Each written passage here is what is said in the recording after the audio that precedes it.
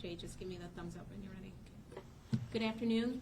Thank you, everyone, for being here today.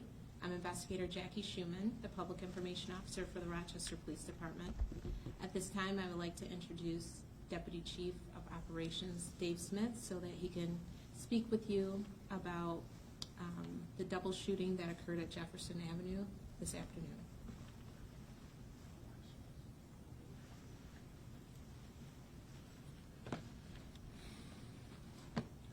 Good afternoon, everyone. At about 1:30 this afternoon, officers responded to the area of 156 Dr. Samuel McCree Way for multiple calls of shots fired in the area. On their arrival, they found the first victim, a female in her 20s, a city resident. She was struck more than once in the upper body. The officers also located a second victim, who's a male, 22 years old, also a city resident, suffering from a gunshot wound to a lower extremity. Both victims were transported to Strong Hospital, where the female is in guarded condition. The male victim is expected to make a full recovery. At this time, we have no suspect information and no one is in custody.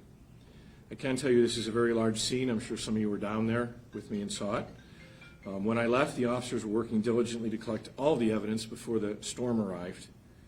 However, I can tell you it is a very complicated scene. So probably the area around Jefferson Avenue and Dr. Samuel McCree Way will be closed for some time this evening. I can say this shooting, as well as the recent shootings the past week, are targeted shootings towards certain individuals.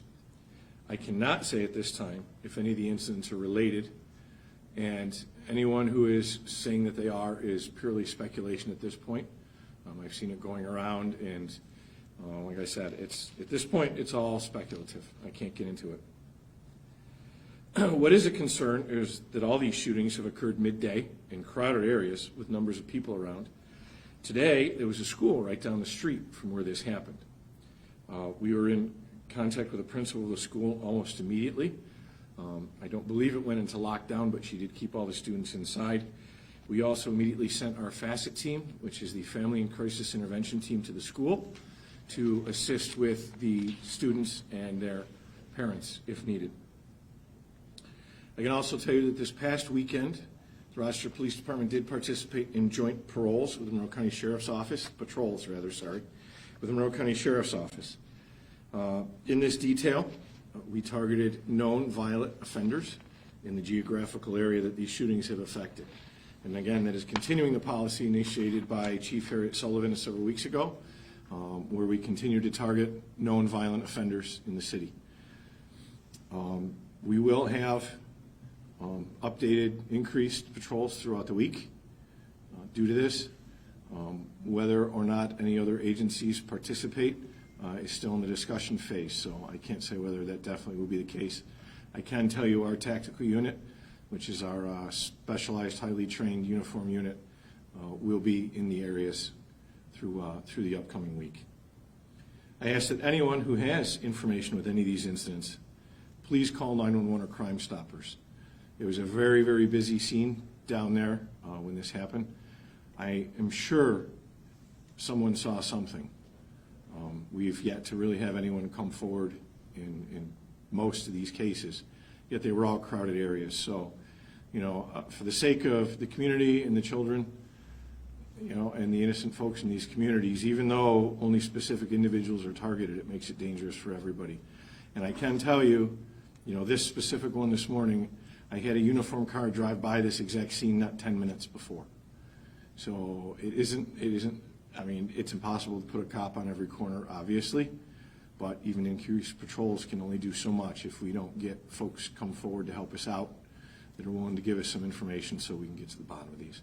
That being said, the Major Crimes Unit is also handling the investigation today, and as soon as they have put together some leads, we will be targeting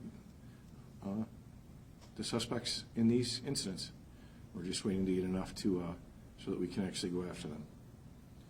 I'll take a few questions. Do you know the nature of the shooting? If the person was in the car? So both victims were on the sidewalk when this occurred. And they were shot by someone in a car? Do we know that yet? Yes, they were shot by someone in a car. Would you describe this as a drive-by?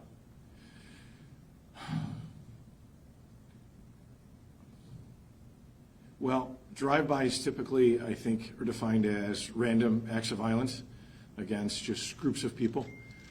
We know this is targeted, so, and the fact that a car was involved and they drove by, I guess so, but I would like to specify that, we know this is a targeted incident.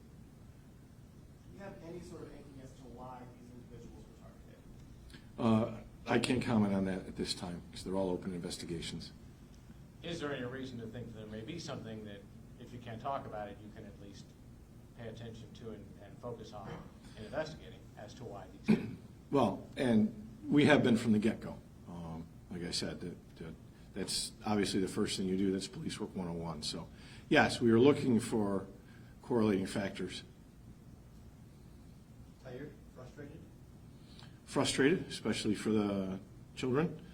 I've seen City Councilman Vice President Willie Lightfoot 3 times since this started, and each time was at the scene of one of these shootings.